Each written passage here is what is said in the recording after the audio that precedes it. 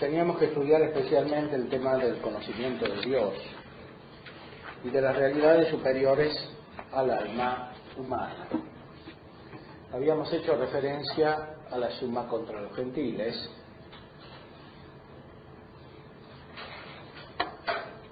Aquí Santo Tomás explica cómo será este conocimiento respecto de las perfecciones absolutas y de las perfecciones no absolutas. Todo lo que se afirma aquí confluye en la doble vía de la afirmación y de la negación, o mejor, de la remoción. En el capítulo 14 encontramos un texto importante. Para el conocimiento de Dios conviene usar la vía de remoción. Después de haber demostrado que hay un primer ser que llamamos Dios, es necesario buscar cuáles son sus títulos. Para estudiar la sustancia divina hemos de valernos principalmente del método de remoción, porque sobrepasando por su inmensidad todas las formas de nuestro entendimiento, no podemos alcanzarla conociendo qué es. Apprehendere non possumus cognoscendo quid est. Esta afirmación tiene un sabor marcadamente aristotélico. Recordamos que para el filósofo el alma es el lugar de las formas, y las formas son lo que principalmente es. Para Aristóteles el ser es la forma, principalmente, no solamente ella, pero principalmente la forma que comunica el ser a la materia. Ahora, el alma cuando conoce tiene en acto las formas. Las mismas formas que constituyen las cosas están de otra manera en el alma, o sea, en el entendimiento posible.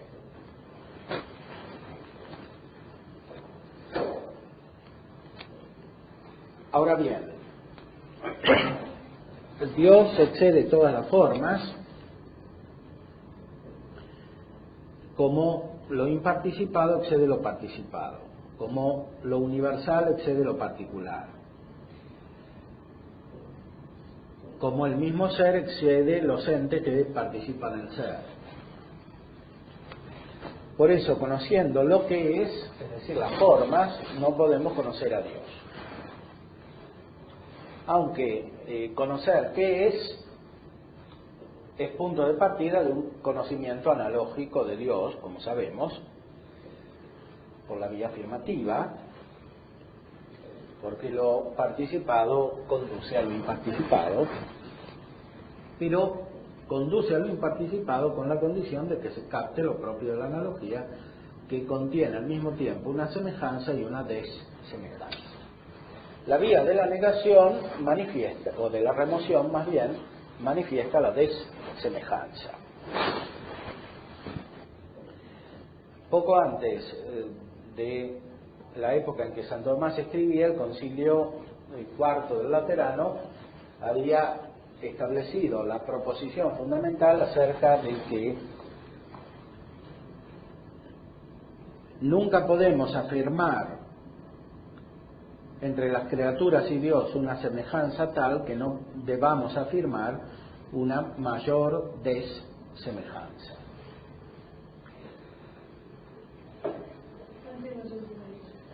Nunca podemos afirmar, nunca podemos encontrar entre las criaturas y Dios una semejanza tal que no debamos afirmar una mayor desemejanza.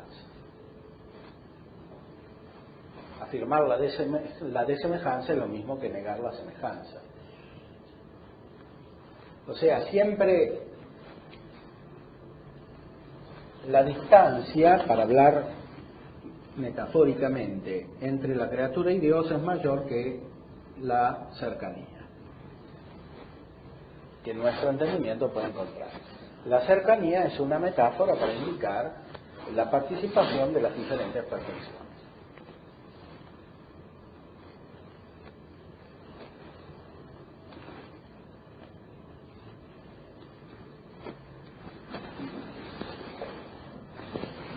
Entonces, tornando al capítulo 14 del primer libro,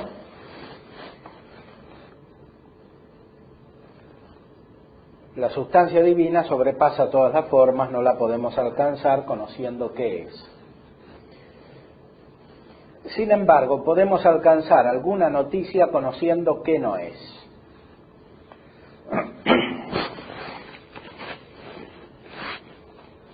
La expresión es muy matizada.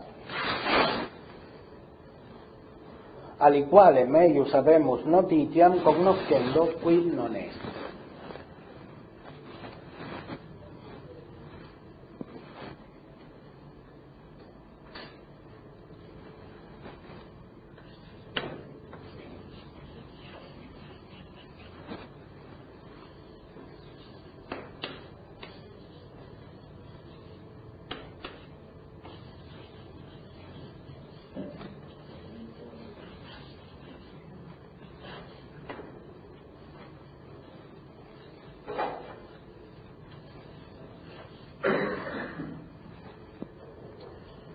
Aliqualem,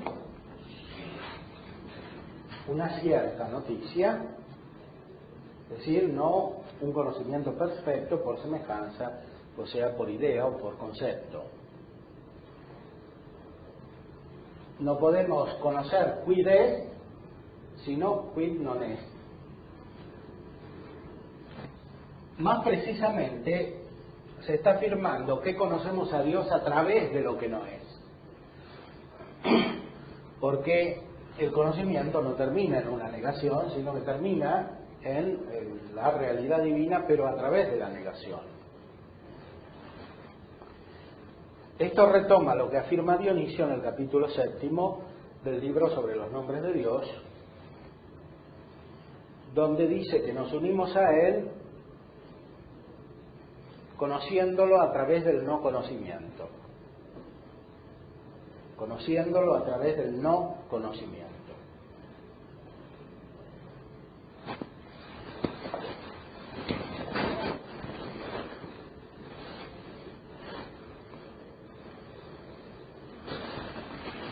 Podemos comprobarlo en el texto de Dionisio y en el comentario de Santo Tomás.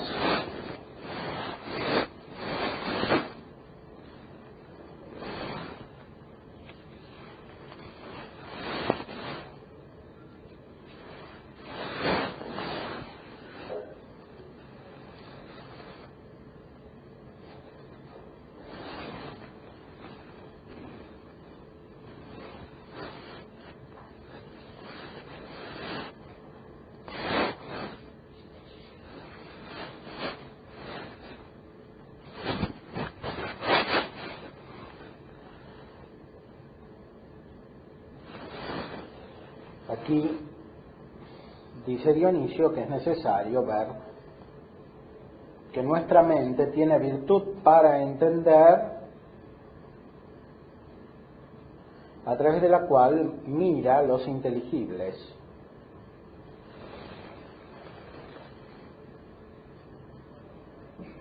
Y también tiene una unición que excede la naturaleza de la mente, por la cual nos unimos a las cosas que están por encima de ella. Y según esta unición es necesario que nosotros entendamos las cosas divinas. Pero no según nosotros, sino puestos totalmente fuera de nosotros, y todos deificados.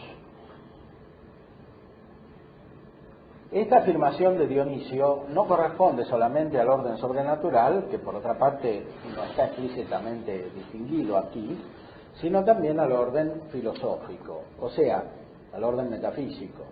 Para conocer a Dios, la operación de la mente no puede ser la misma que aquella por la cual alcanza las esencias de las cosas materiales, que son aquellas a las cuales se refiere Aristóteles cuando habla del alma como lugar de las formas. Ahora, es verdad que Aristóteles recibía el influjo platónico y que Platón habla de las formas no solamente como modelos de las cosas materiales, sino también como realidades en sí, que fundamentan metafísicamente, universalmente, el conjunto de las cosas materiales, más aún que son los fundamentos de las mismas cosas inmateriales, o sea, de las mismas ideas que son los modelos de las cosas materiales. ¿Qué? Unición es unión, pero en una de las traducciones medievales, esta es la traducción de Juan Sarraceno,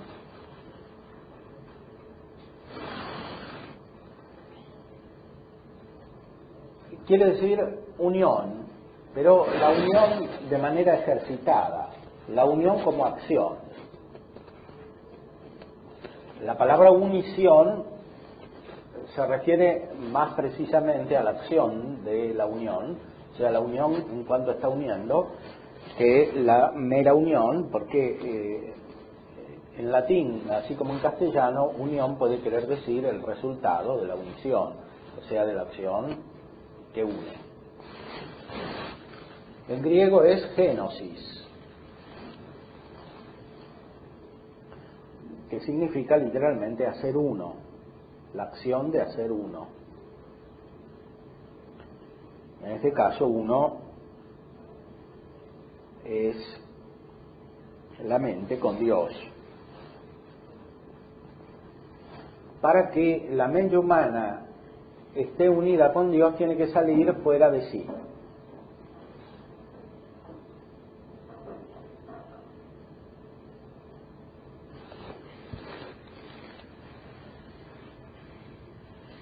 La mente tiene que salir fuera de sí. Esto es un éxtasis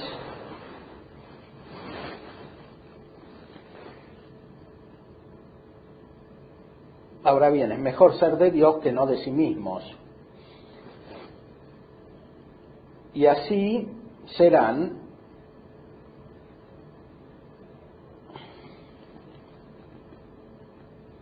los dones divinos para los que están unidos con Dios o hechos con Dios, o sea, unificados con Dios. O sea, el conocimiento auténtico de Dios siempre implica una divinización,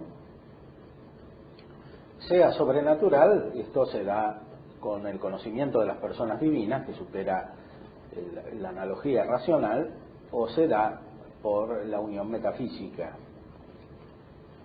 En todos los grandes metafísicos aparece esta divinización de un modo o de otro, en Plotino, en Platón, en Aristóteles.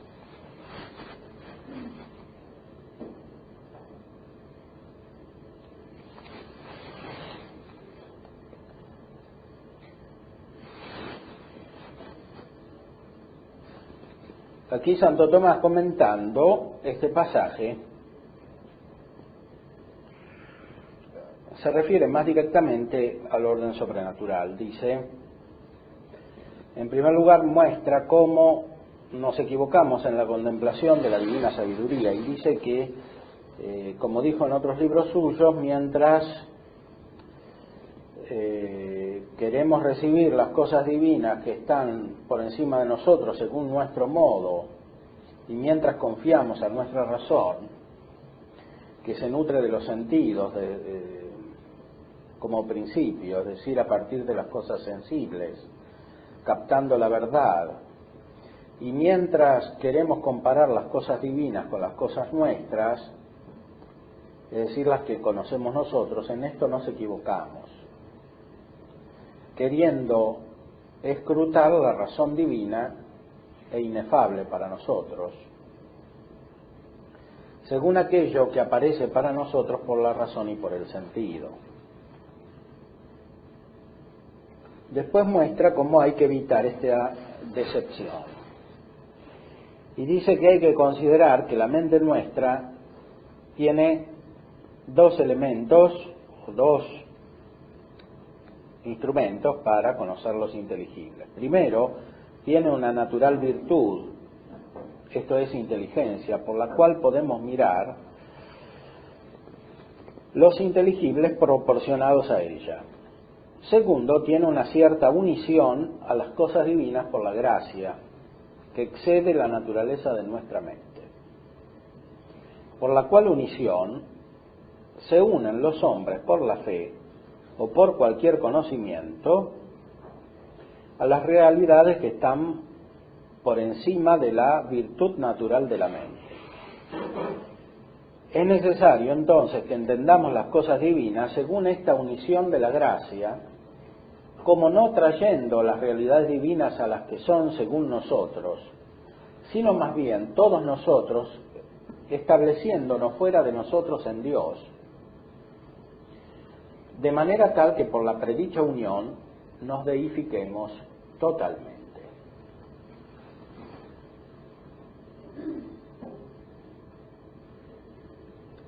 De manera tal que por la predicha unión nos deifiquemos totalmente. Aquí Santo Tomás piensa en la perspectiva última del libro de Dionisio, que es teológica. Sin embargo, el razonamiento se aplica en parte al orden metafísico, al conocimiento natural de Dios. Este conocimiento implica captar las realidades divinas, que no son las inteligibles proporcionadas a nosotros. Estamos hechos divinos, como ya decía Aristóteles, cuando conocemos a Dios, es decir, cuando conocemos las perfecciones divinas.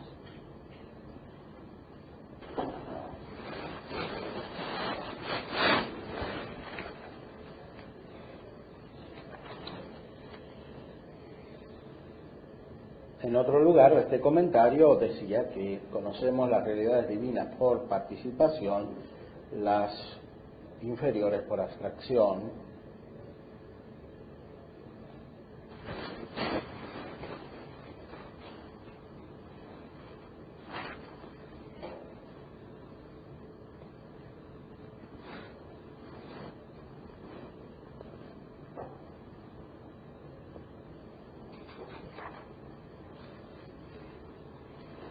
Dice más adelante el texto de Dionisio: después de esto hay que investigar cómo nosotros conocemos a Dios, que existe ni como inteligible, ni como sensible, ni como ningún otro totalmente de los existentes. Tal vez es verdadero decir que conocemos a Dios, pero no a partir de su naturaleza, pues es ignoto para nosotros y excede toda razón y toda mente. Pero a partir de todos los todos, a partir de la ordenación de todos los todos, como propuestos a partir de él y como ciertas imágenes y asimilaciones de las realidades divinas que tiene los ejemplares de él, ascendemos hacia aquello que está por encima de todo camino y orden, según la virtud, en la ablación y el exceso y la causalidad de todas las cosas. Aquí Dionisio manifiesta una triple vía para el conocimiento de Dios. En general, esta triple vía se resume en una doble vía, que es la afirmativa y la negativa. Aquí pone la triple vía, que es la ablación, el exceso y la causalidad.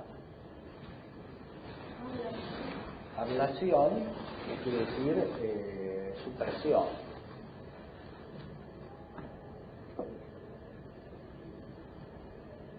O sea, se puede traducir como remoción, eminencia y causalidad.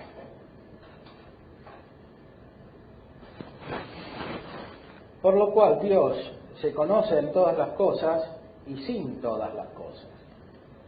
Esto es propio de la metafísica, o sea, cuando se capta lo inmaterial de la realidad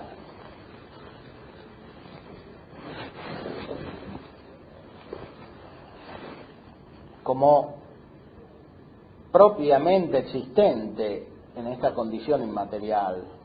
Sí, cuando se capta lo metafísico, emprendemos un camino que nos lleva a una realidad superior, que al mismo tiempo la causa. Ahora, este camino implica necesariamente la separación. Por eso el método de la metafísica es la separación. Cuando este método es expresado de una manera especialmente gnosiológica, es decir, considerando el acto cognoscitivo, se denomina remoción. Remoción de todas las cosas distintas de Dios. Dios es conocido tanto por el conocimiento como por la ignorancia. Esta es la doble vía expresada gnosiológicamente.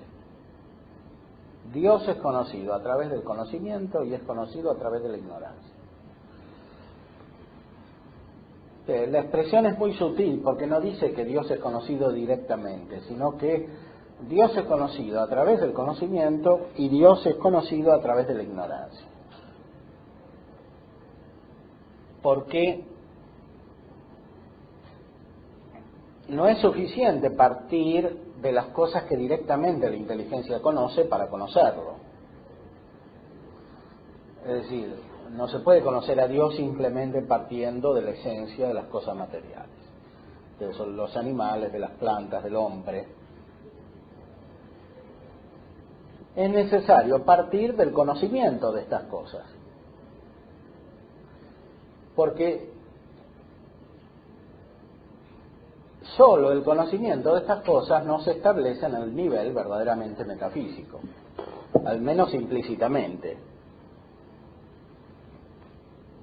En efecto, conocemos las cosas materiales como ser, o como buenas, o como verdaderas, etc. Ahora bien, el ser, la bondad, la verdad no se manifiestan inmediatamente en las cosas cuando las conocemos directamente, sino que se manifiestan cuando conocemos el conocimiento de las cosas.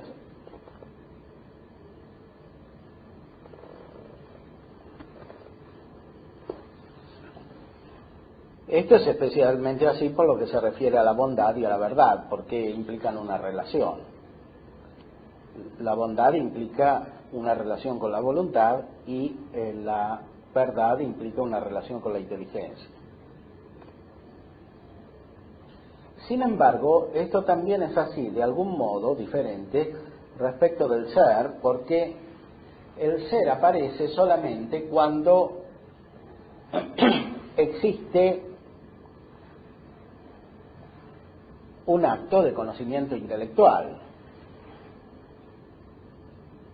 Cuando no existe este acto, el ser es en las cosas, pero no aparece. Y por lo tanto nos sirve como punto de partida para elevarnos a la causa del ser. Porque el ser mismo de las cosas, que de algún modo alcanzamos con la inteligencia, así como están las cosas materiales, no es suficiente para elevarnos a Dios. Si no lo captamos metafísicamente y por lo tanto si no lo conocemos. Por lo tanto, si no está en nuestra inteligencia.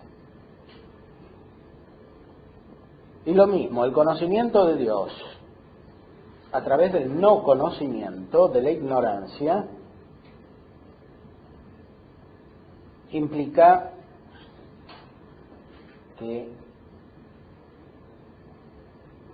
la ignorancia misma por sí no nos dice nada de Dios,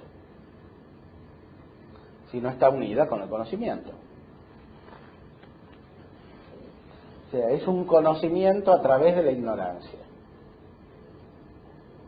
o un conocimiento a través del no conocimiento.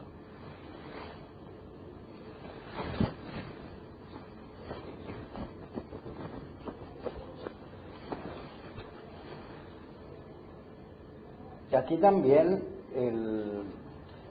el acto cognoscitivo pasa a través del acto humano por el cual la inteligencia niega que conozca a Dios conociendo las cosas materiales. Más aún, conociendo todas las cosas distintas de él.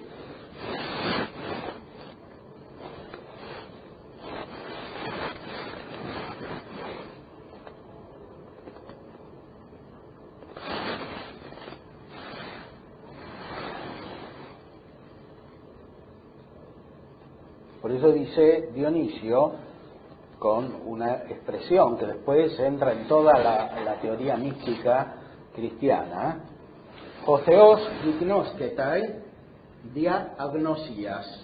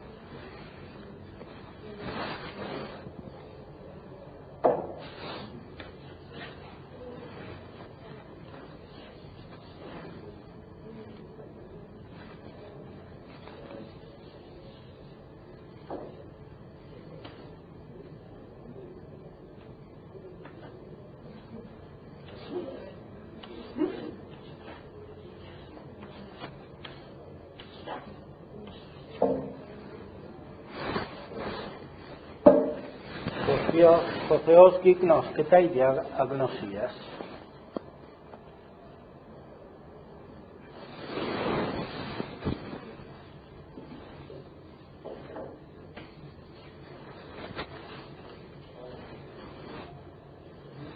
Δια αγνωσίας.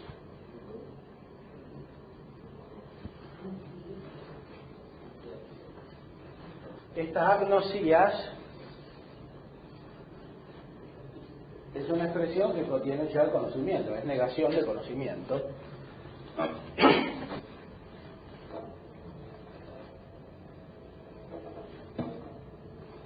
Lo cual indica ya una relación con el conocimiento. Por eso, esa agnosía no es la mera privación, sino que es la negación del conocimiento que permite conocer.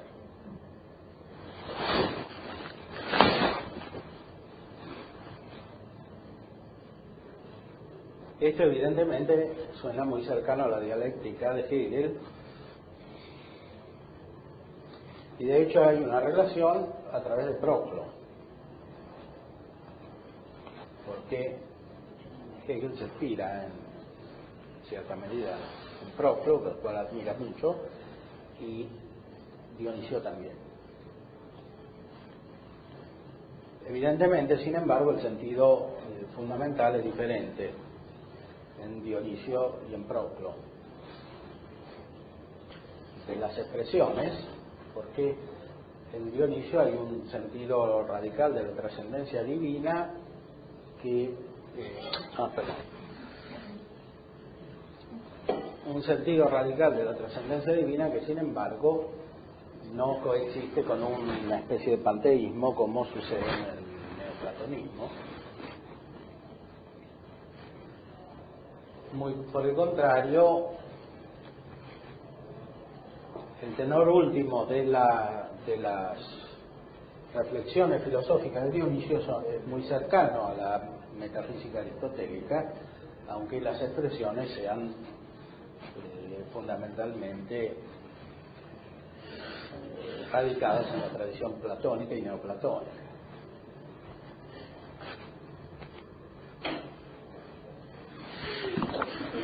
Dionisio de algún modo vuelve a la concreción de Aristóteles, pero de una manera más metafísica que Aristóteles.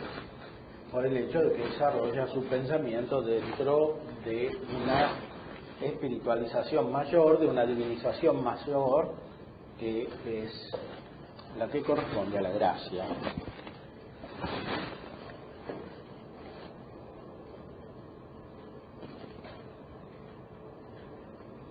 Por eso habla él de un conocimiento divinísimo de Dios.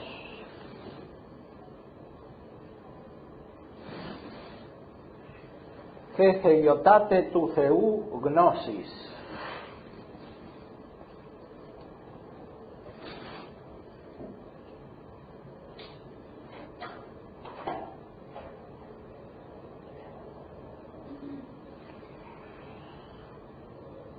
Dice en latín, et est rursus divinissima Dei cognitio, qua est per ignorantiam cognita, secundum unitionem super mentem. Y hay todavía un conocimiento divinísimo de Dios que es conocido por ignorancia, según la unición que está por encima de la mente, cuando saliendo la mente de todas las otras cosas, después se abandona a sí misma y está unida a los rayos superesplendentes o superesplendorosos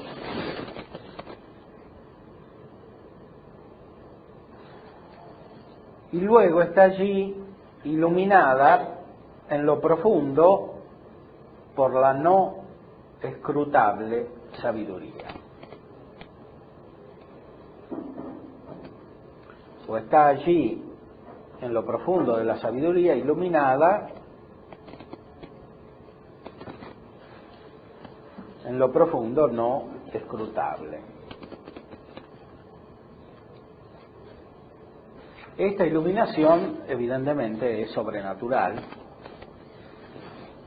corresponde a la unión mística con Dios, de la cual hablan los autores espirituales. Sin embargo, hay también una repercusión natural y un anticipo natural de esta unión, la cual se da en la metafísica. Cuando este anticipo no culmina en la unión sobrenatural, muchas veces está combinado con deformaciones profundas.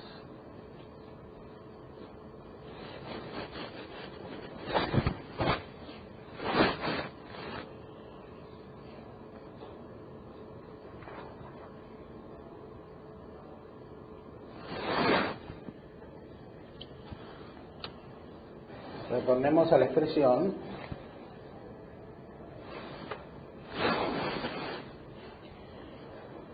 et est rursus divinissima Dei cognitio, qua est per ignorantiam cognita.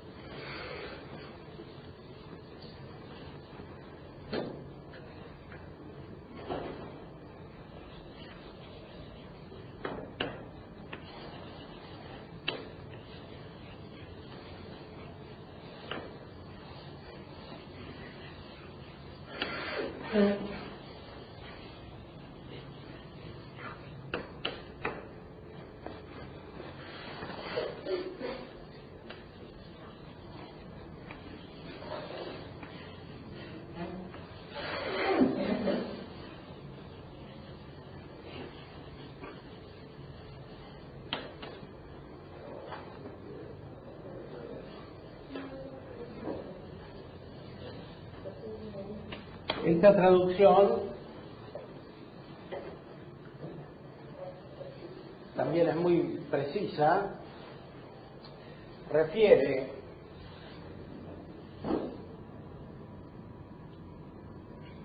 el conocimiento de Dios al conocimiento. Cognitio, cognita, per ignorantiam. lo que se conoce no es directamente Dios, sino el conocimiento de Dios. El conocimiento de Dios se conoce a través del no conocimiento, per ignorantia.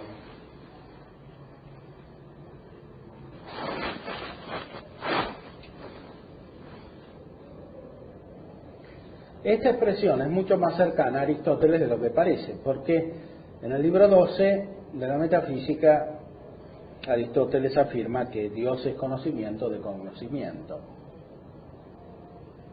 Noesis noesios. Aquí se dice que cuando se alcanza de verdad a Dios, se conoce el conocimiento. Y este conocimiento es divinísimo. ¿Por qué? Simplemente porque es el mismo que tiene Dios. La diferencia está en que Dios conoce su conocimiento directamente, como dijo Aristóteles. En cambio, las criaturas conocen a Dios como conocimiento a través del no conocimiento, per ignorantia. Esta ignorancia cambia la naturaleza del conocimiento de conocimiento.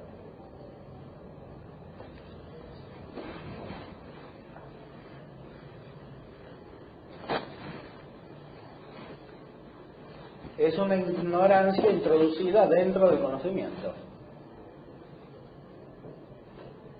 Si consideramos la relación con la dialéctica hegeliana, encontramos la oposición en el hecho de que para Hegel la ignorancia, que él denomina lo negativo,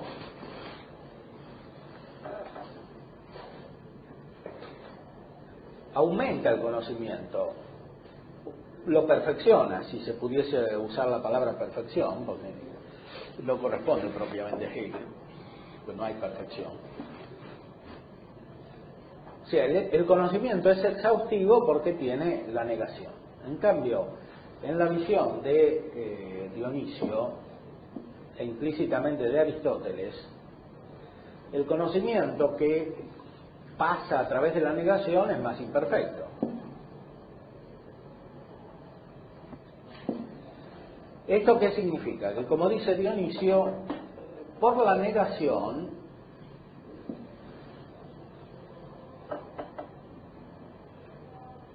conocemos más exactamente, pero no principalmente.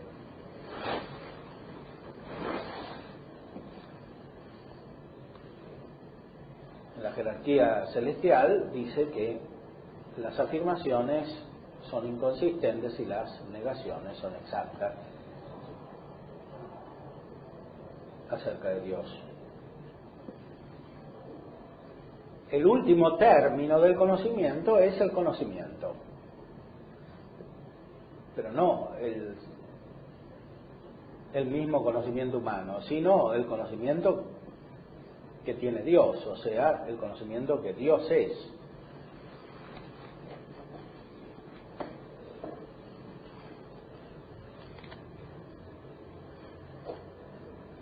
Ese conocimiento que Dios es está participado en el conocimiento humano.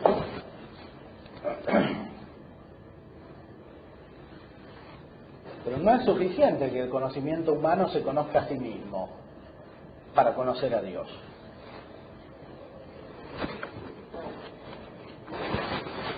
Se debe conocer a sí mismo de una manera determinada, que es a través de la ignorancia. Esta ignorancia permite captar la diferencia entre lo imparticipado y lo participado, entre el conocimiento de Dios y el conocimiento humano o creado.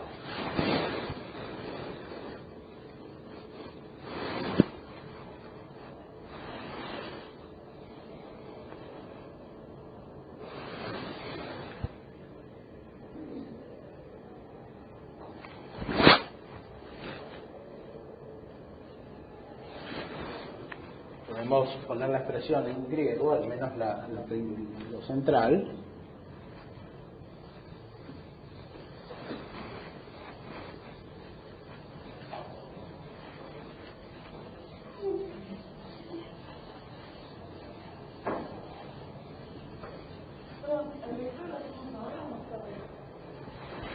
¿Quién hace recreo? Bueno, hagan el recreo. Bueno.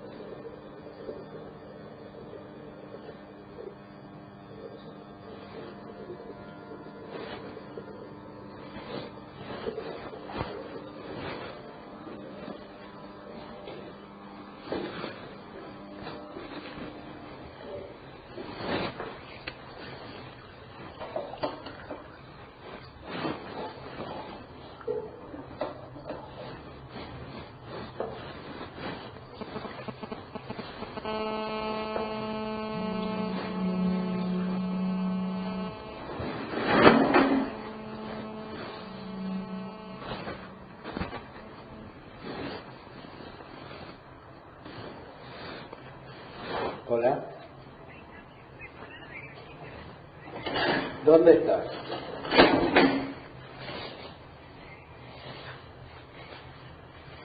¿En el salón adentro?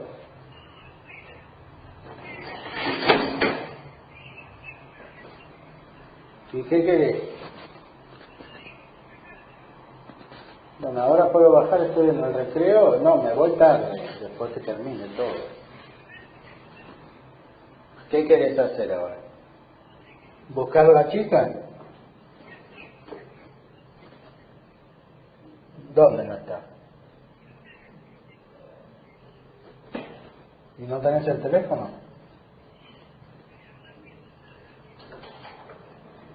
Bueno. Ahora bajo, sí.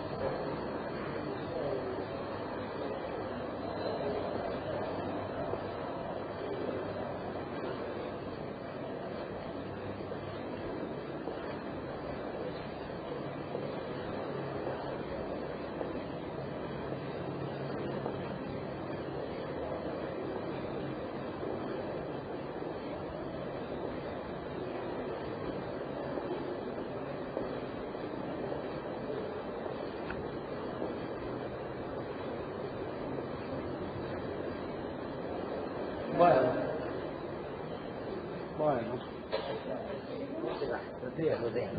¿Qué tal? ¿Verdad que la retaste a tu mamá? No. ¿Qué onda, venido? No. Hola. Hola. Bien, bien. Bien. ¿Qué tal? ¿Ya pide dedicatoria? Bueno. ¿Qué es eso? Ah, este. Y después me faltan dos. Y después ya las ponemos a hacer. ¿Quién está hablando? Después de comprarlo. No, Guillermina, porque me falta el de psicología profunda. Te pasa el otro. ¿Dónde tenés la lapicera? Acá.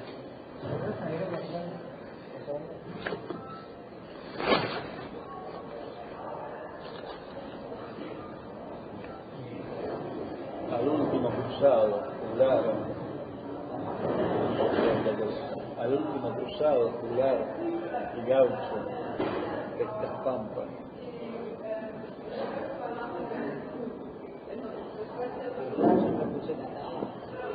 Mañana queda bien, más o menos. Bueno, yo voy a venir antes, pero ¿Hoy qué es? Hoy es, ¿qué es? 13 de septiembre. 13 de septiembre.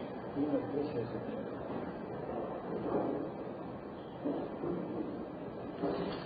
¿Quién está hablando? ¿González? ¿Marco González? Tirando todo.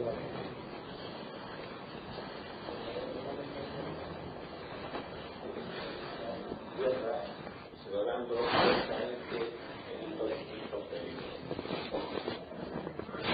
La Junta del Gobierno el 5 de mayo de Buenos Aires, que apruebe el Centro de Delegación Napoleónica en España, reconoce la legitimidad del rey de España, es la afirmación de la igualdad jurídica de los habitantes y de los pueblos de esta parte del imperio comparativamente a la de los habitantes y pueblos de los españoles en España. Entonces, o se sometían al imperialismo de los Bonaparte, o se pronunciaban a favor de la legitimidad de Fernando VII. La independencia argentina y de los otros pueblos de Sudamérica se declara recién en el Congreso del 9 de julio de 1816, en San Miguel de Tucumán, ante lo que parecía imposibilidad de un acuerdo con Fernando VII.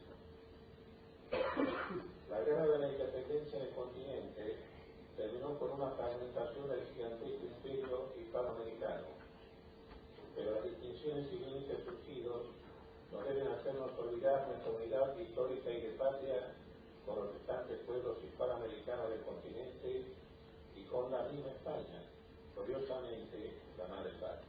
El hilo de patria deberá redescubrirse y repensarse en esta época de globalización.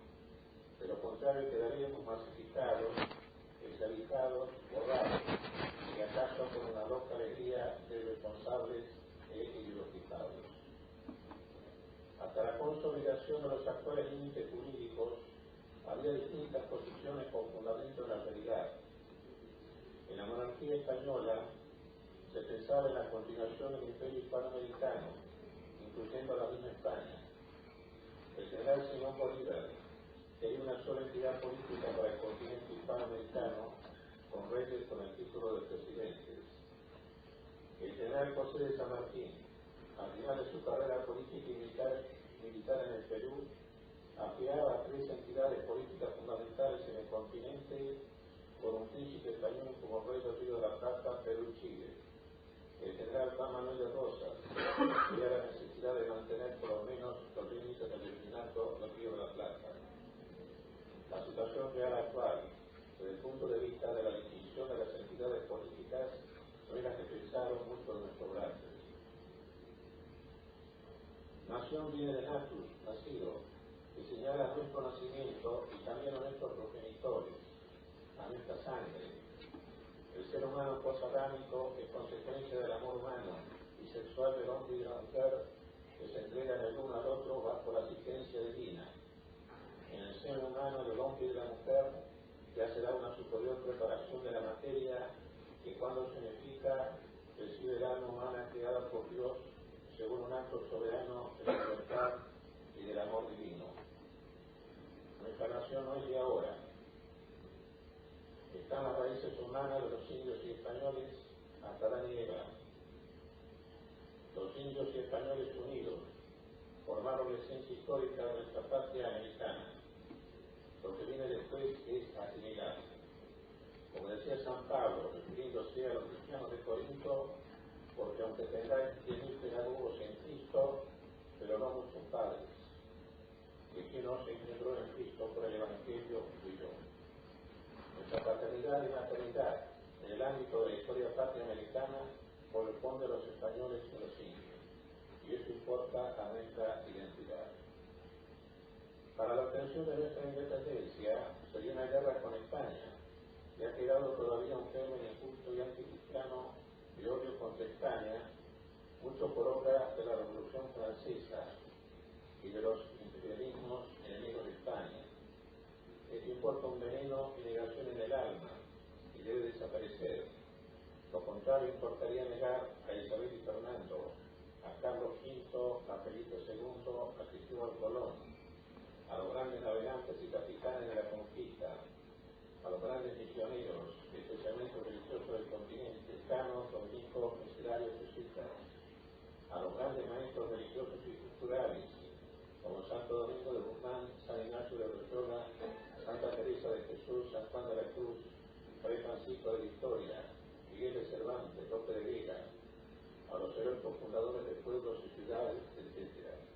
Perderíamos nuestra identidad en los más altos niveles espirituales y genéricos.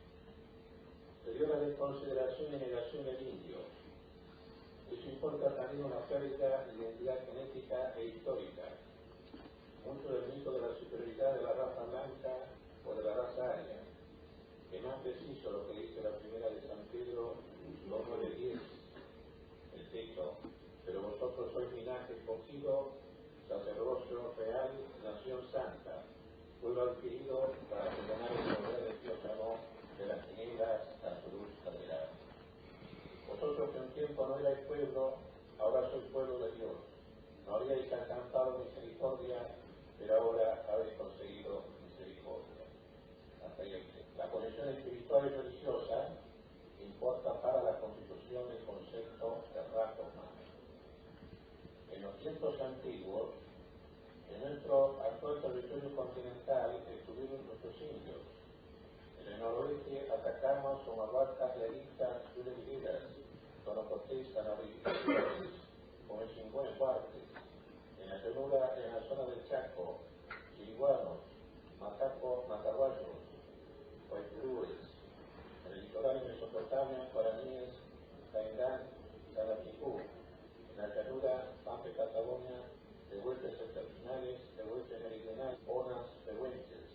En el extremo sur, llaman a la salud. En los límites cordilleranos con Chile, araucanos. Antes de la independencia se dio un importante ingreso de ellos. En el avance de la globalización contemporánea, habrá que averiguar mejor la condición genética y parentesco prehispánico de nuestros indios. Es importante la identidad de las personas que se relacionan entre sí. En el caso de los españoles, sobre la base de los celtas y de los íberos, hay mucha vinculación genética con los romanos, franceses, alemanes, etc. de Europa, también con los pueblos del norte de África y del oriente, particularmente con los musulmanes y judíos. Esta variedad implícita en estos pueblos originarios importa una riqueza no solo física, sino también espiritual, que como todo lo humano merece nuestra meditación con apertura a lo universal y trascendente. Se plantea también el problema de la unidad correspondiente a esta multiplicidad. La persona es el individuo subsistente en la naturaleza racional. Su consideración no se agota en la individuación por la materia o la resultante de la sangre.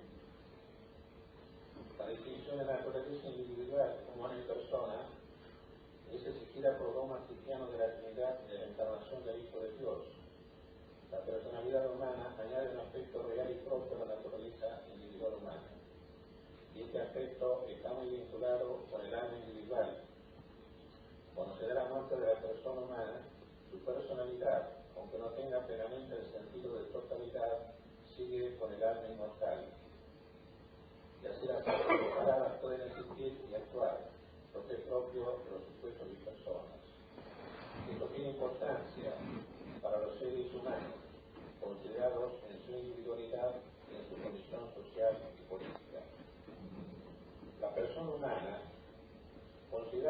condición individual es algo natural, pero también hay particularmente por los actos humanos y las instituciones. Considerada su realización política es también algo inicialmente natural, pero requiere de los actos humanos y de las virtudes para completar su realización. Hay un aspecto de la libertad humana en la vida del pueblo y del Estado que es muy importante. Se es argentino por el nacimiento en este lugar, por la sangre y por una elección aceptada. Algunos nacen afuera, vienen a nuestra patria y luego se nacionalizan. Los tres aspectos están relacionados. Con el avance de la globalización y de un cierto universalismo, habrá que tomar mayor conciencia y libertad respecto a nuestra identidad de argentino. Dada la realidad de la inmigración abundante, habrá que ver lo que cada uno es realmente.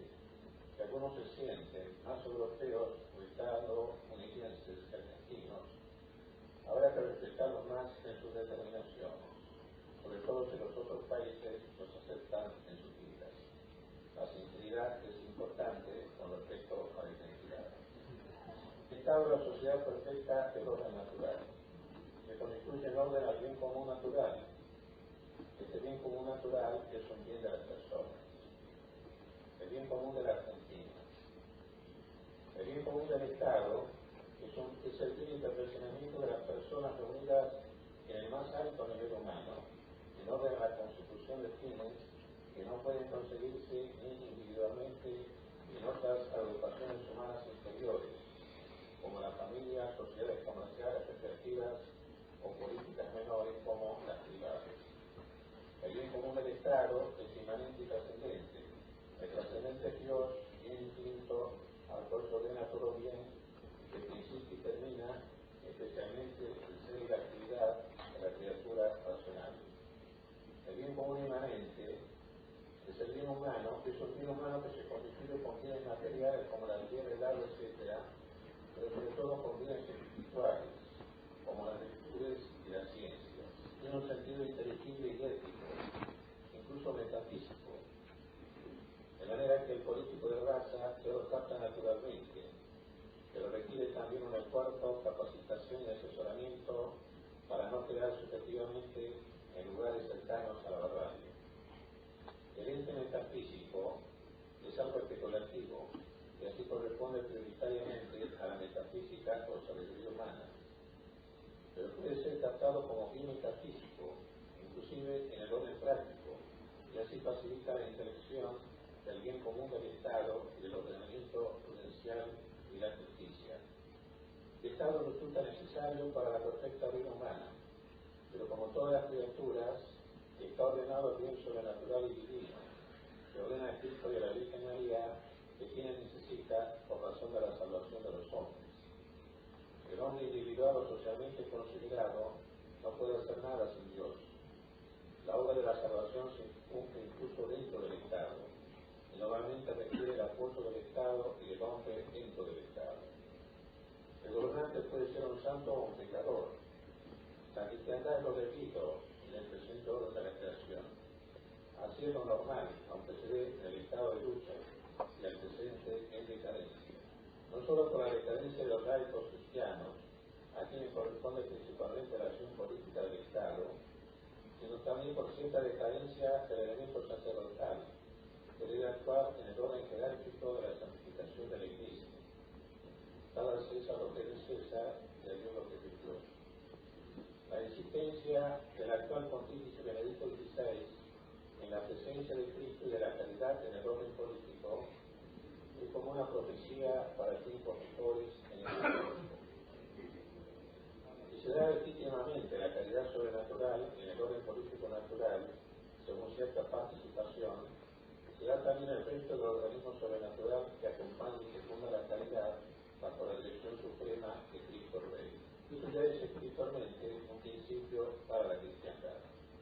En la obra de la restauración y perfeccionamiento político cristiano, lo que habrá que pensar teniendo en cuenta las exigencias del futuro y de la singularidad es el modo institucional de su realización, evitando el clericalismo y el indebido dominio de la Iglesia por el Estado. Al quitar está la exigencia constitucional de la condición católica para el presidente de la Nación Argentina, se ha dado un salto para atrás, pero no es el único salto para atrás. Observa en Argentina no solo una pérdida de la referencia al misterio de la encarnación redentora de Cristo, sino también un progresivo olvido de Dios y de la moralidad correspondiente al orden político. Hay que volver al orden natural, a los mandamientos de la ley de Dios, de la gracia de Dios, no cambiando la disciplina de los derechos humanos, aún reconociendo un valor a los mismos.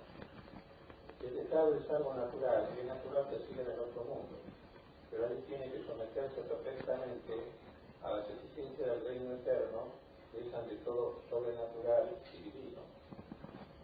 La monarquía de Cristo y de la Santísima Virgen, el bien común sobrenatural, tanto lo trascendente como inmanente, imponen su ley y su forma al Estado universal y a su bien común en el otro mundo. Y si es así en el otro mundo, analógicamente también tiene que serlo en este mundo. Lo reconozcamos o no lo reconozcamos, ya comáis, saludáis, o ya hagáis alguna cosa, hacerlo todo para la gloria de Dios. Dice primero a los Corintios 10:20. La obra política en este mundo cobra más importancia en la perspectiva del otro mundo. Los próceres y héroes que defendieron y promovieron a Cristo, a Dios en Cristo, hasta la muerte, tendrán su recompensa sobrenatural. Se nos impone una ayuda espiritual con respecto a los que están en el purgatorio. Dios se encarga y encargará de los malos no perdonados, ordenados al infierno para toda la eternidad. También los cuerpos de nuestros muertos, trascendentalmente ordenados a sus almas y personalidades correspondientes, tienen una convocatoria divina hacia la vida eterna. Nuestra patria tiene que reconocerlos, reverenciarlos y amarlos en Cristo Jesús. Y los esperan la resolución gloriosa de la carne y la extensión de la glorificación hacia nuestra geografía esencialmente conservada, aunque accidentalmente modificada por las exigencias de la incorruptibilidad que corresponden al mundo celeste. En el reino celeste, cada uno de nosotros tendrá un nombre nuevo, al darse un sentido eterno de patria, en base también a una cierta configuración en la tierra. Esta ciudad celeste o porción del reino celeste también tendrá un nombre nuevo y eterno. El problema indigenista se replantea en el continente. Nos parece que en los tiempos de la monarquía española, aunque se diera una injusticia de dicho, en el fondo se dio una mejor consideración teórica y práctica del problema, que tuvo a su favor la mente inspirada de los reyes católicos, la grandeza legítima de Carlos V y Felipe II, el alma de los grandes misioneros, la mente teológica del Fray Francisco de Victoria y de otros pensadores, el reconocimiento por muchos indios de una cierta superioridad de la civilización cristiana y española y las consecuentes alianzas familiares, políticas y religiosas de indios y españoles. Entre los mismos indios hay que reconocer una preparación evangélica realizada por Dios antes de la llegada de los españoles en orden a la recepción de la plenitud religiosa de Jesucristo nuestro Señor y de la Iglesia Católica. Hay que tener en cuenta, por ejemplo, al Inca Cachacuti, noveno Inca, que investigó especialmente en las fuentes preciosas del restaurante suyo sobre el lago Titicaca, en donde se encontró con la doctrina del Dios Creador, que adoptó para su nueva familia. Esta doctrina se prefirió a la correspondiente a la religión solar, que quedó relegada a las castas inferiores. Pero la creencia en el Dios Creador también algo penetró en las castas inferiores. En nuestros países esto vale para la zona de influencia de los incas, pero también en muchas otras zonas de nuestra patria, bajo los indios, cuya fe es signo de la creencia en un ser superior y llamado Dios. No todo era cuestión de demonios y de demonios, esta creencia llegaba hasta el ordenamiento real y perspectivo jurídico de nuestra patria se realiza en su fase última por los llamados pactos constitucionales, con el centro de los federales unitarios y por la Constitución Nacional de 1953. Tiene también mucha importancia el Código Civil de Belezate, del año 1869. En la Comisión de 1853, que tiene sus méritos, no hay una consideración suficiente del problema indio. Nos parece que hubiera hecho falta una mayor consideración política y política de los mismos, que hubiera podido evitar las guerras posteriores con ellos, particularmente en las zonas de la Pampa, de la Patagonia y del Chaco. Entre nosotros nos quedan muchos indios puros, pero será un gran mestizaje en los criollos. Eso significa que el indio está dentro, en el cuerpo y en el alma inmortal y en los restos mortales, y que debe ser atendido junto al olvidado criollo, no solo por la razón, sino también por la religión católica. Hay dos realidades que son signos del advenimiento de la civilización superior en el orden natural: el idioma y el Estado. En los últimos 2 siglos entre nosotros, el Estado se ha transformado de una manera permanente. Hay que cuidar más la actividad de dar al Estado para no recaer en la barbarie y en la impiedad. Y se ha agudizado el ataque al idioma castellano. Muchos quieren llegar a un idioma argentino o yucateco. Esto es muy peligroso, en cuanto en nombre de la naturalidad se atacan las personas universales presentes en las cosas, en las personas, en las ciencias, en el idioma, para llegar a una incomunicación correspondiente a Babel y al ateísmo. Hay que acentuar el cultivo correcto y perfectivo del idioma. En la Argentina hace tiempo que tenemos graves conflictos.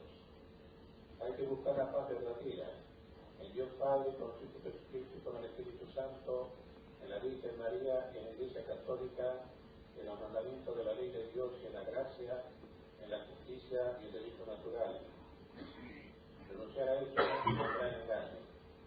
El examen literario de nuestra parte importa una renuncia al realismo político. De esta manera se abre el camino a la potencia internacional de los malhechores con el pretexto del pacifismo, y a favor de la esclavitud se abre un camino para la renuncia al esfuerzo de heroísmo. En los caminos de la globalización habrá que estudiar analógicamente el federalismo para evitar la supresión de los pueblos y naciones, para conocer los límites de la ciudadanía que están a la puerta y ya dijo, queda por el futuro la amenaza de la sufrimiento.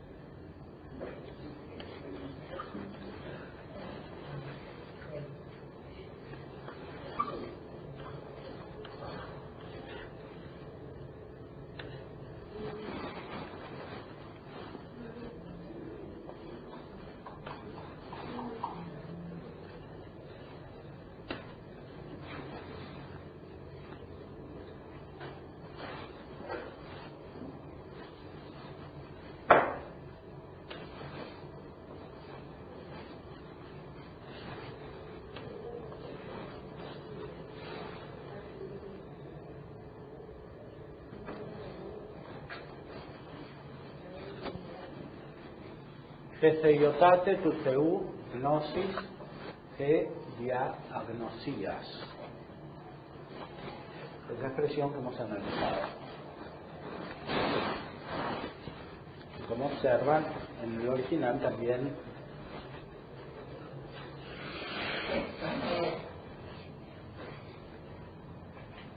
la gnosis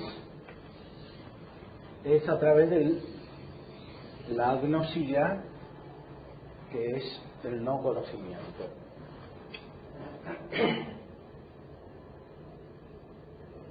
Gnosis dia agnosías.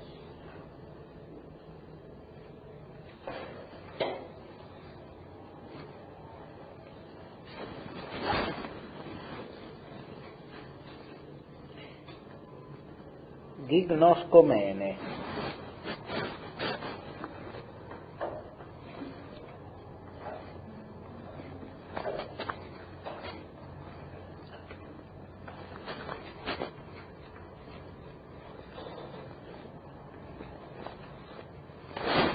Gignoscomene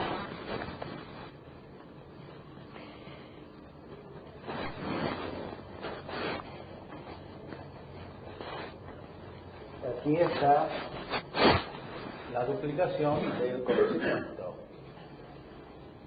Es la gnosis la que se conoce,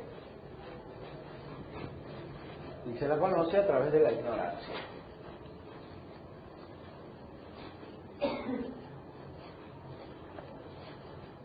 Esta expresión se refiere como objeto a la gnosis y como sujeto al hombre que tiene el conocimiento de la gnosis, o la gnosis de la gnosis. Por eso Aristóteles decía gnoesios gnosis. Ahora, gnoesios gnosis es Dios. Esta gnoesios gnosis es el conocimiento divino de Dios que tiene el hombre o que tiene la criatura racional. La diferencia está dada por el no conocimiento.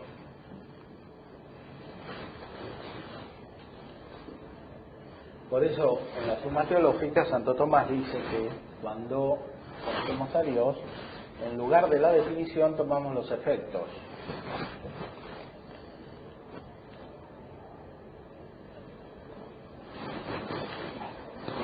En lugar de la diferencia, tomamos los efectos dentro de la definición. ¿Por qué? No conocemos la diferencia específica positivamente, pero a través de los efectos conocemos la diferencia específica analógicamente de manera negativa, o sea, conocemos que Dios no se conoce. Pues la causalidad siempre implica la diferencia entre el efecto y la causa.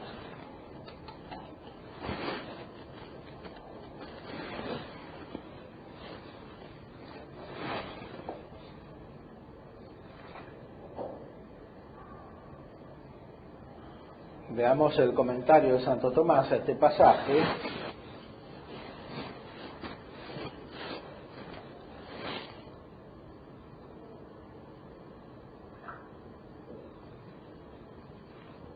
Además, hay otro perfectísimo conocimiento de Dios por la remoción,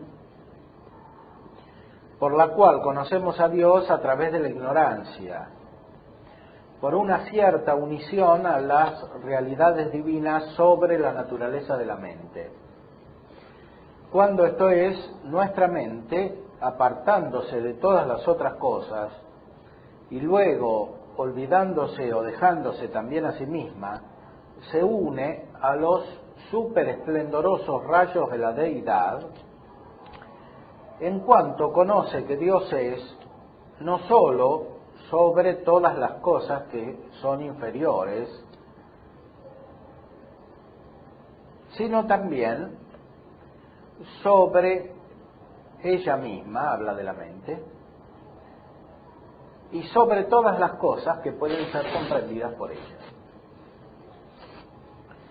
Y así, conociendo a Dios, en tal estado de conocimiento es iluminada por la misma profundidad de la divina sabiduría que no podemos escrutar. Que también entendemos que Dios está por encima de todas las cosas, no solo las que son, sino también las que podemos aprender, viene a nosotros a partir de la incomprensible profundidad de la divina sabiduría. O sea, la trascendencia divina, conocer la trascendencia divina, que es algo negativo, conocer que Dios no es nada de lo que se entiende, proviene de la divina sabiduría. O sea, es parte del reflejo de la divina sabiduría en nuestra mente. Más aún, es una parte esencial, por decir así. Si no está este conocimiento negativo, el conocimiento afirmativo no es válido. Por otra parte, si no está el conocimiento afirmativo, o sea, si no hay una cierta unión o un cierto conocimiento, como dijo antes en la Summa contra Gentiles, tampoco hay auténtico conocimiento negativo, porque el conocimiento negativo terminaría en la pura negación, como de hecho sucede en muchos autores, que exageran la vida de la negación hasta hacerla absoluta, lo cual termina en el ateísmo. Si Dios no puede ser conocido de ninguna manera, Dios no existe.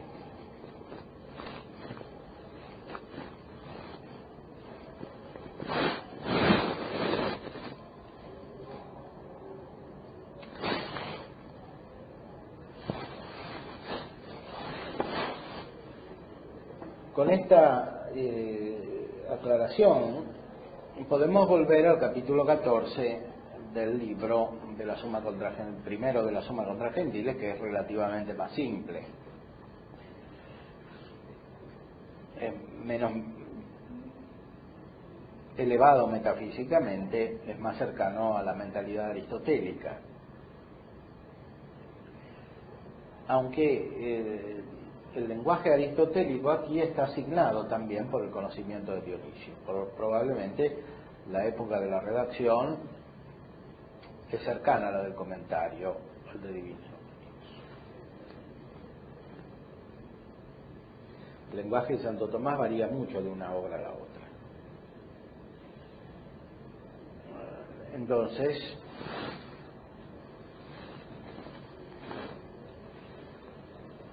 decía, sin embargo, podemos alcanzar alguna noticia conociendo qué no es.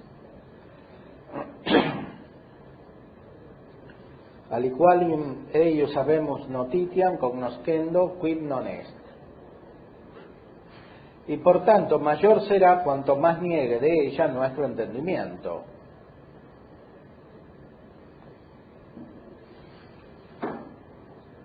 Tantoque eius notitia e magis appropinquamus, quanto plura per intellectum nostrum aveo poterimus removere.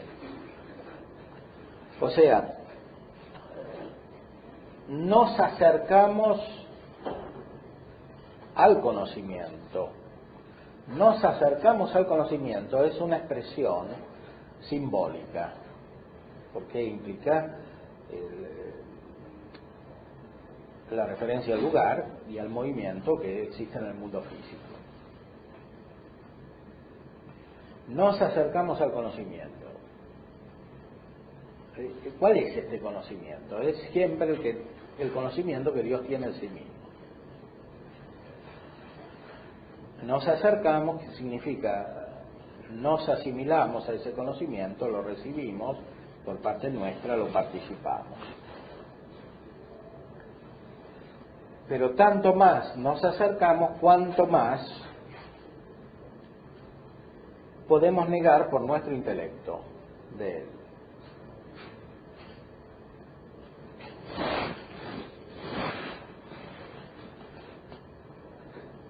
Porque el conocimiento que tenemos de cada uno de los entes es tanto más perfecto cuanto más percibimos sus diferencias de los otros. Pues cada cosa tiene un ser propio, distinto de los otros. Esto se expresa ya en el conocimiento más propio de las cosas materiales, que se da por la especie. Conocer la especie implica conocer la diferencia de los otros, lo cual se expresa en la definición a través de la diferencia específica.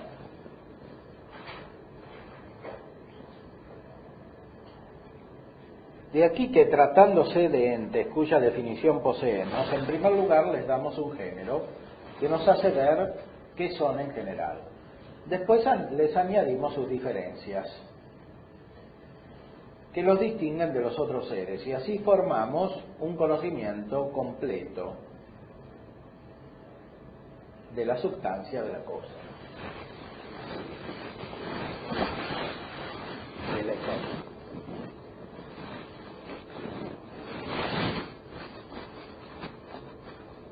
Conocimiento completo.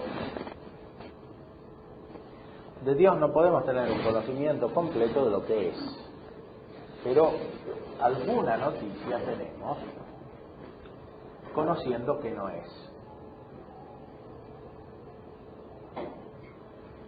O sea, el conocimiento más directo de Dios es conocer su diferencia respecto de todas las otras cosas, distintus ab omnibus.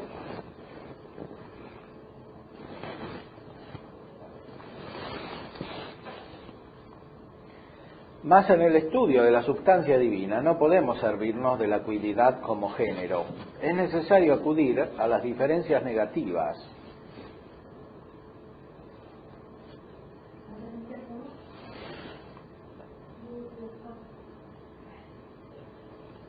Es necesario acudir a las diferencias negativas para distinguirla de los otros entes, porque tampoco podemos hacerlo por las diferencias afirmativas.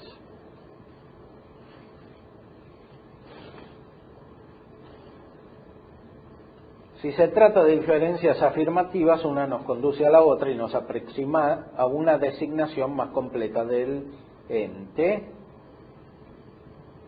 a medida que nos hace distinguirlo de los demás. Si es de diferencias negativas, una es restringida por otra, que hace al ente distinguirse de muchos otros. Al afirmar, por ejemplo, que Dios no es accidente, lo distinguimos de todos los accidentes. Si decimos después que no es cuerpo, lo distinguimos también de alguna sustancia. Y así ordenadamente, por medios de negaciones, vamos distinguiéndolo de todo lo que no es él. Y tendremos un conocimiento propio de la sustancia cuando veamos que es distinta de todo otro ente.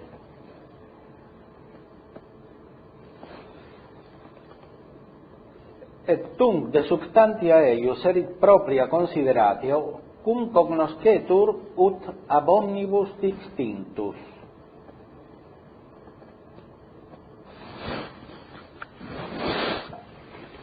Ab omnibus distinctus.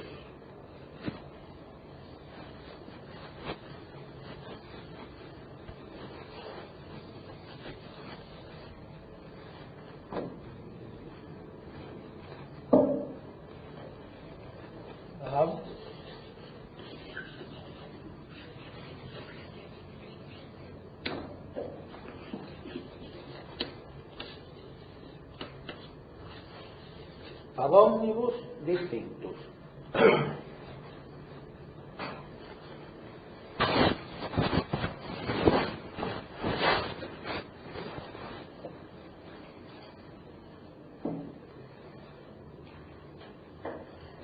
Por tanto, tanto más conocemos a Dios por la vía de la negación, cuanto más conocemos todas las otras cosas distintas de Dios.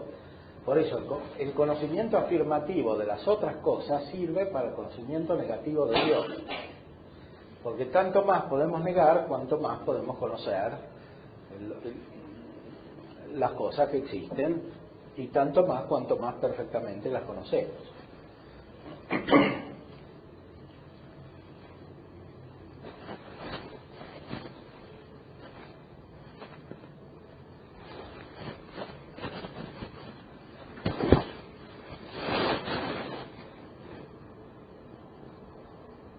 Más aún, este es el propio conocimiento, la propia consideración de la sustancia divina. Propia quiere decir que este tipo de conocimiento distingue el conocimiento de Dios de todos los otros conocimientos.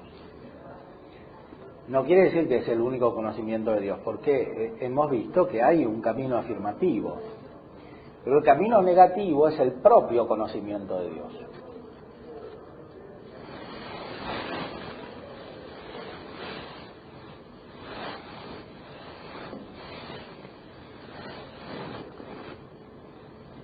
Sin embargo, no será perfecta esta consideración porque no se conocerá que sea en sí. O sea, no hay que pensar que el conocimiento negativo es el más perfecto. El más perfecto es el conocimiento afirmativo. Pero el conocimiento negativo es el más propio. O sea, el que nos hace llegar propiamente a Dios. Por eso, cuando no está el conocimiento negativo, se puede caer en el panteísmo, es decir, se puede confundir el conocimiento de Dios con el conocimiento de las otras cosas. Pero cuando no está el conocimiento afirmativo de ninguna manera, el conocimiento negativo pierde su sentido. Porque lo que es distinto de todo termina siendo un ente de razón, o la nada, que también es un ente de razón.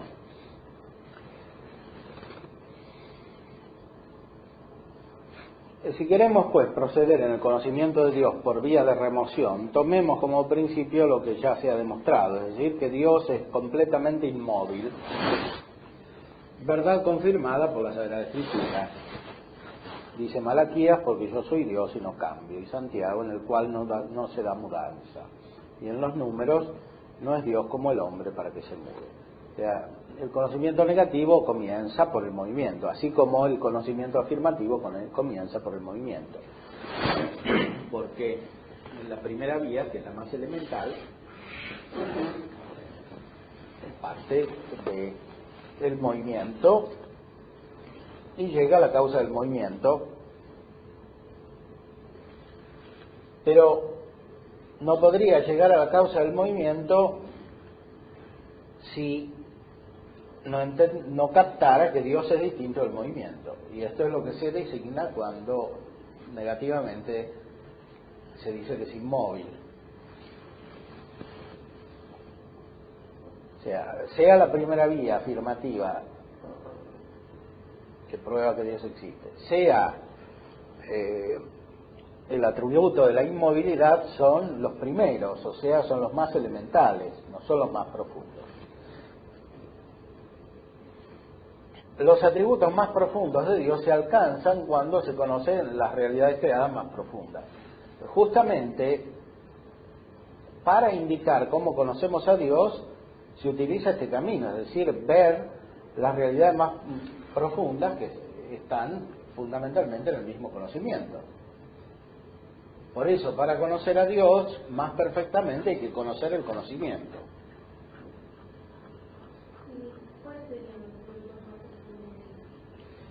Los que se refieren a su vida personal, o sea, la providencia, la omnisciencia,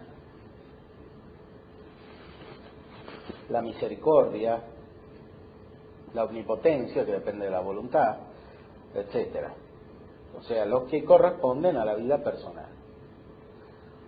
Que Aristóteles trata solo parcialmente, porque en Aristóteles son más visibles los atributos más básicos, como la inmovilidad del motor. Aunque están los otros, porque dice que Dios es viviente perfectísimo. Y también dice que es feliz y que es conocimiento. Pero todos los que quieren atacar a Aristóteles se basan simplemente en que dice que es el primer motor, inmóvil. Lo dice, pero no es el conocimiento más profundo de Dios que aparece ya en el mismo Aristóteles, y tanto menos en Santo Tomás.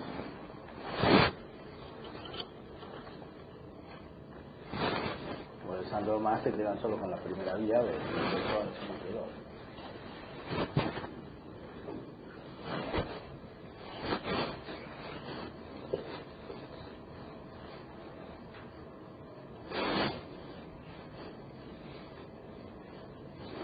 Santo Tomás en la Suma contra Gentiles, como lo hace también en la Suma Teológica, aplica este procedimiento en los capítulos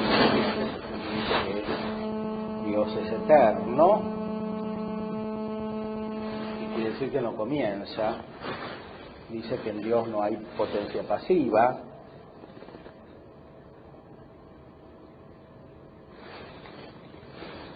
en Dios no hay materia, no hay ninguna composición, no es cuerpo, y solo después termina afirmando que es su esencia, lo cual es lo mismo decir que no es compuesto. Es lo mismo el ser y la esencia. Los capítulos 24 y 25 retoman la vía negativa y la vía afirmativa. El 24 explica que es imposible designar el ser divino por adición de alguna diferencia sustancial. O sea, no hay ninguna diferencia positiva que se pueda agregar a Dios para determinarlo, porque todo proviene de Dios y Dios tiene toda perfección. Por eso dijo antes que solamente por diferencias negativas se lo puede designar, o sea, diciendo todo lo que no es.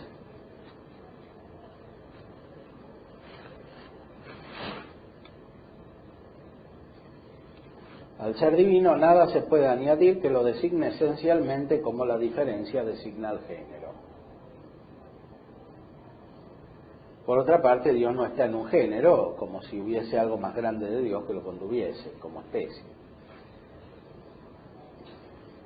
En la Suma Teológica, este tema está profundizado en la cuestión 12 y en la cuestión 13.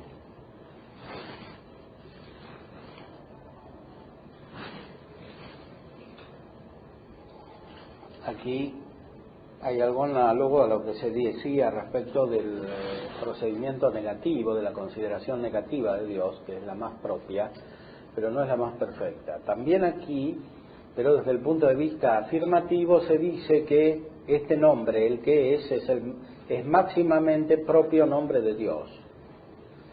Pero no quiere decir que sea el más elevado o el más perfecto. El más perfecto es el de bien, porque lo designa como causa y por tanto incluye todas las perfecciones. Sin embargo, el que es, o el ser, o el ese, es el más propio. Este nombre, el que es, por tres razones, es máximamente propio nombre de Dios. Maxime proprium nomen Dei. Maxime proprium. Maxime proprium.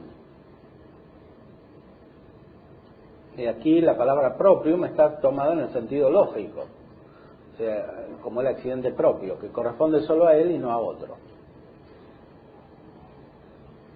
Lo mismo que antes la palabra diferencia. En primer lugar, por su significación. No significa una cierta forma, sino el mismo ser. Por lo cual, dado que el ser de Dios sea la misma esencia suya, y esto no convenga a ningún otro, como se dijo, es manifiesto que entre los otros nombres, este máximamente propiamente nombra a Dios, pues cada uno es denominado por su forma.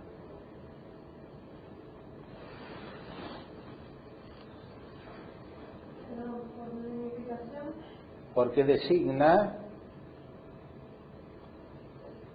no una forma cualquiera, sino el ser mismo.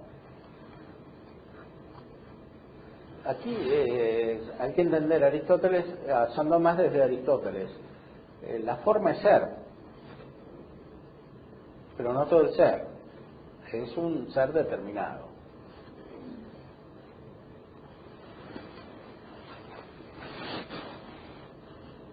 La forma no solo tiene perfección, sino imperfección, por eso es expresada también por la diferencia negativa. En segundo lugar, habla siempre de por qué es máximamente propio nombre de Dios. Por su universalidad. Todos los otros nombres o son menos comunes o si se convierte con él, sin embargo, agregan algunas cosas sobre él según la razón. Por lo cual, de algún modo, informan y lo determinan. Lo informan y lo determinan. Pero nuestro entendimiento no puede conocer la misma esencia de Dios en el estado de la vía, según lo que es. Sino que cualquier modo que determine acerca de lo que entiende sobre Dios es deficiente respecto del modo en el cual Dios es en sí. Y por eso, cuando algunos nombres son menos determinados y más comunes y absolutos, tanto más propiamente se dicen de Dios por parte nuestra. Es un nombre muy común, muy universal.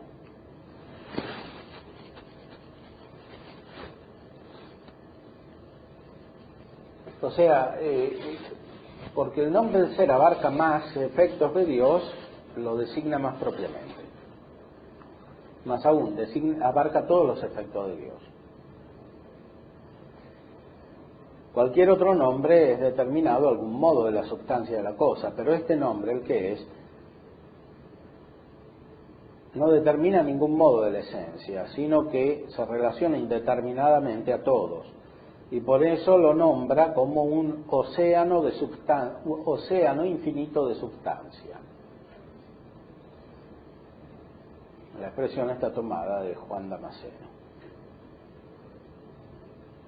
Tercero, por su consignificación, pues significa el ser en el presente, y esto máximamente se dice en modo propio de Dios,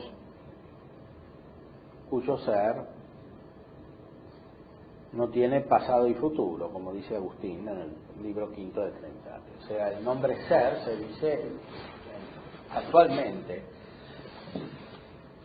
o sea, designa el presente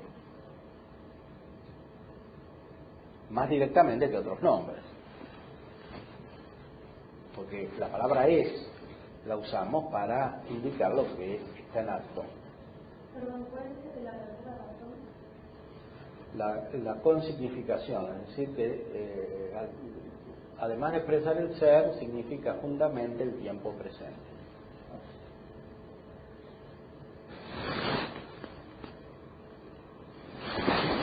Bueno, muy bien, pues vamos a terminar.